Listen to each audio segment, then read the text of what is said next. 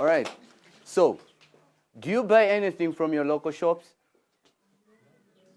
I hope yes, everybody does that. But when you buy, you pay tax. And what is tax for? You may ask.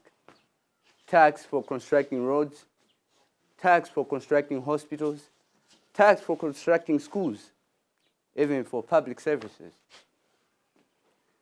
But I'm not here to talk about that. I'm here to talk about civic education and democracy. But first, I'll ask you to go back to our history. We first started as tribes, under chiefs. We were practicing our own form of government. Later on, colonialism came in. With colonialism, democracy took over. But the sad thing is that democracy came in with dictatorship. But with the referendum challenged democracy. The referendum challenged dictatorship. Later on, here we are practicing this democracy. We are enjoying this type of ruling. But this type of democracy is broken. You may ask, what do you mean? This type of democracy is corrupted. People are corrupted. We have irresponsible students, we have irresponsible citizens here, right now. And what you need to know, you have the responsibility. We have a lot of people here in Malawi. We have people who are supposed to vote. Unfortunately, sadly, those people are not even registered. It's only 5.4% of people here in Malawi who are registered.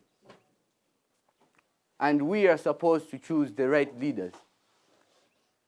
We have problems. Corruption. We have problems. You have been talking about child marriages. All this because our poor leadership, because our leadership is poor.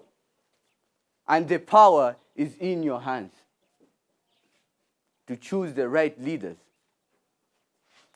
But the foundation of these problems is that we are limited to knowledge, limitation of knowledge, of values and principles of democracy.